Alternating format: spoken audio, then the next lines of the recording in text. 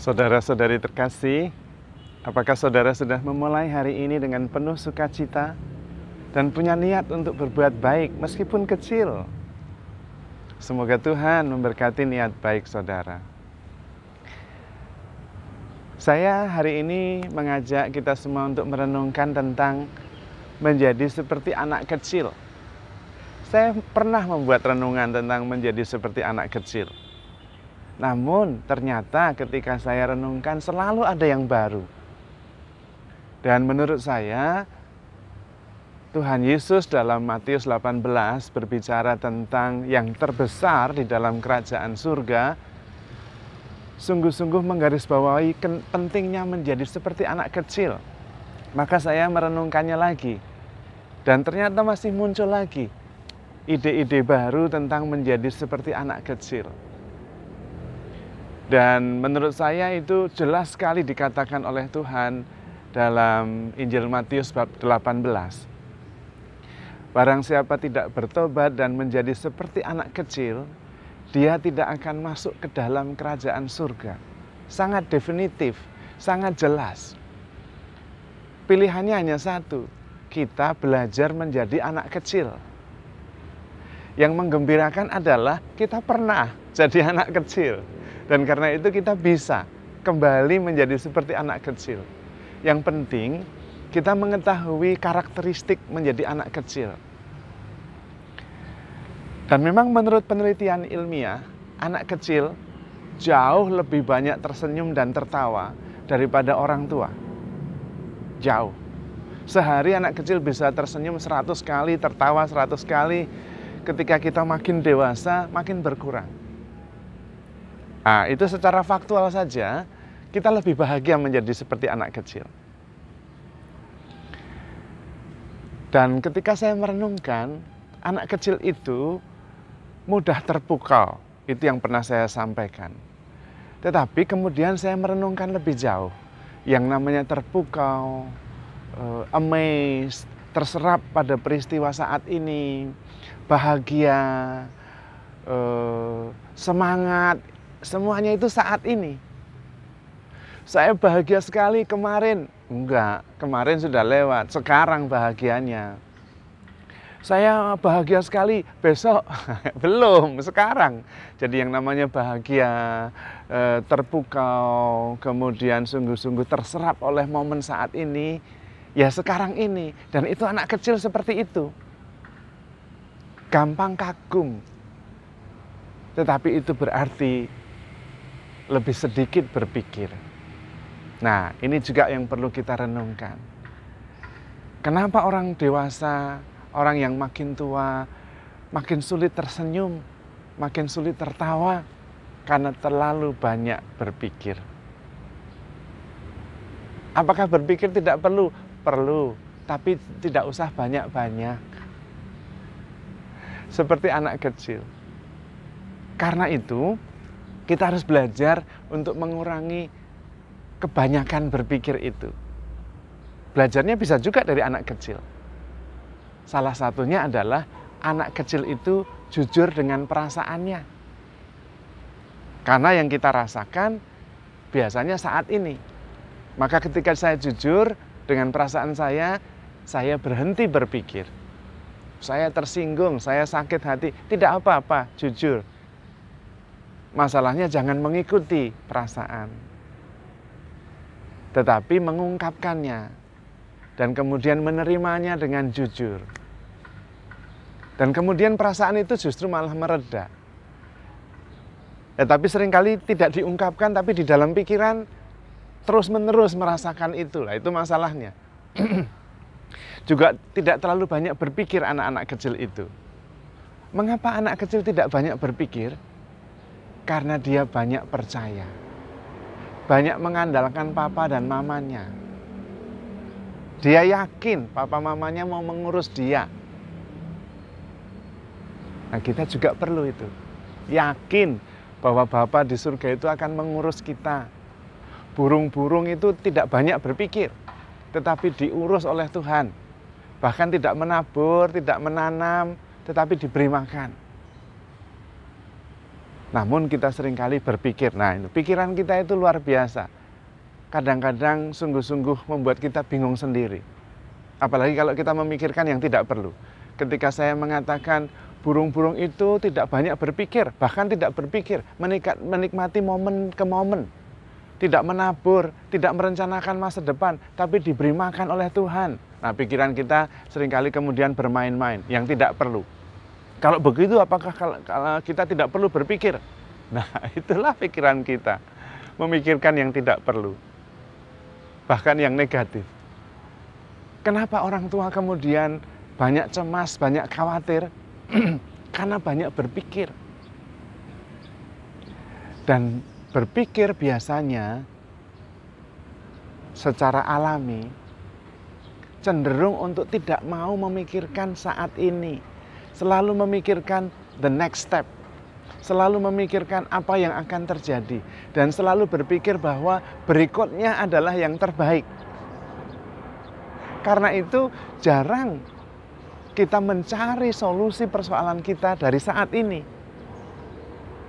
Selalu mencari solusinya di tempat lain setelah ini. Dan karena itu kemudian tergesa-gesa. Itu kecenderungan pikiran. Kita berpikir bahwa masa depan selalu lebih baik. Dan karena itu kita banyak berpikir, kemudian tidak sadar tentang keadaan sekarang. Dan setiap kita teralihkan fokus kita dari saat ini, pada saat itulah kita cemas, kita khawatir. Sementara anak-anak tidak begitu. Mereka asyik bermain. Tenggelam pada saat ini, merasakan, bersuka cita, menikmati ya saat ini. Tidak banyak berpikir. Karena yang membuat kita khawatir, yang membuat kita cemas adalah pikiran kita. Kecemasan, kekhawatiran itu ada di kepala kita, bukan di realitas. Nah, ini yang berikutnya. Anak-anak juga sangat menikmati kenyataan. Dan dia sungguh-sungguh secara emosional hidup sepenuhnya terhadap kenyataan yang dia jalani. Kalau dia bermain ya sungguh-sungguh bermain sampai sulit untuk diminta berhenti. Sudah, jangan main terus, berhenti, belajar. Susah, karena terserap oleh saat ini. Itu artinya berhenti berpikir. Anak kecil juga suka main di alam terbuka, lari sana, lari sini. Mengapa? Karena di alam terbuka itulah tersedia banyak hal yang bisa dinikmati. Matahari ini langitnya bagus sekali, cerah sekali. Awan-awannya juga sangat indah, sinar matahari cerah. Nah, itu membuat kita mengurangi berpikir, berhenti berpikir. Tetapi orang dewasa seringkali tidak menikmati ini semua, ruwet. Yang ada adalah nyetir supaya cepat sampai. Karena solusinya ada di sana. Itu ilusi. Solusinya itu ada di sini sekarang. Merasakan kegembiraan, merasakan antusiasme, semuanya sekarang. Dan anak kecil itu bisa. Menurut penelitian ternyata, neuroscience, ego itu cenderung mencari solusi di luar saat ini. Solusinya itu setelah ini. Solusinya itu di sana. Dua itu secara kodrati. Justru ingin lari dari kenyataan saat ini. Padahal solusi yang terbaik tersembunyi saat ini, di sini, di dalam. Maka anak kecil bisa menemukan itu. Namun memang itu sulit ditemukan. Dan karena itu solusi sembunyi di saat ini di dalam. Dan Tuhan mengatakan, ya Bapa, aku bersyukur kepadamu. Karena semuanya ini engkau sembunyikan bagi orang cerdik dan pandai. Tapi engkau nyatakan kepada orang kecil. Persis. Kebijaksanaan ilahi, rahasia ilahi tersembunyi bagi orang-orang yang banyak berpikir. Tetapi dinyatakan kepada orang yang sadar. Orang yang rendah hati. Kalau kita renungkan, pikiran kita itu berganti-ganti, berubah-ubah. Tapi kita tetap perasaan kita juga berubah-ubah, tapi kita tetap. Berarti kita itu bukan pikiran kita, perasaan kita itu bukan kita. Dan semuanya akan berlalu. Yang menggembirakan ya berlalu, yang menyedihkan, yang membuat kita menderita ya berlalu. Yang tidak berlalu cuma satu. Saat ini. Saat ini terus. Ketika berlalu, jadi saat ini juga. Jadi saat ini juga. Maka kalau setiap saat ini kita bisa menikmati saat ini berbahagia, maka bahagia terus. Dan karena itu kita tidak terlalu banyak berpikir. Sebetulnya berpikir itu bagus, tetapi tidak perlu banyak-banyak.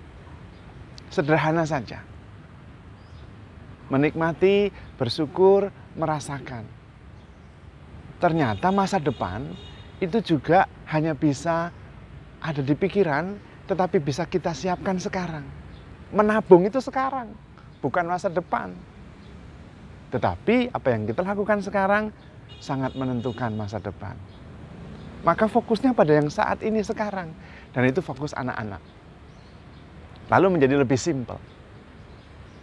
Menerima kenyataan sebagai sebuah kenyataan sederhana. Hidup setiap hari. Biarlah kekhawatiran esok hari untuk esok hari. Karena kekhawatiran hari ini cukup untuk hari ini. Itu yang disebut dengan berpikir sederhana. Dan kita belajar dari anak kecil. Kemudian belajar juga menikmati alam. Karena pada saat itu membantu kita untuk mengurangi pikiran. Dan kemudian sadar. Menyadari bahwa kita ini sebetulnya mempunyai segala yang dibutuhkan. Untuk bahagia kita punya, kita sudah tahu.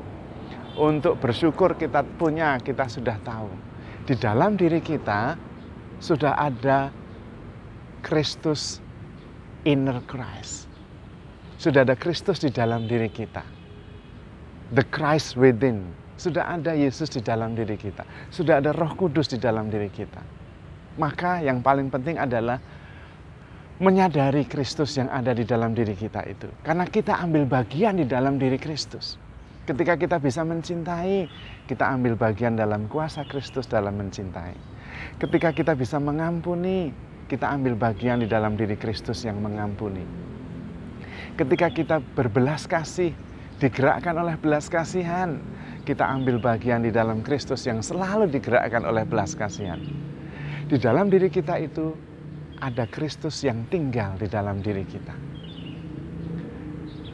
Jalan yang kita lakukan adalah mencoba untuk menyadari dan membiarkan kekuatan Kristus itu yang sudah ada muncul dan menguasai diri kita.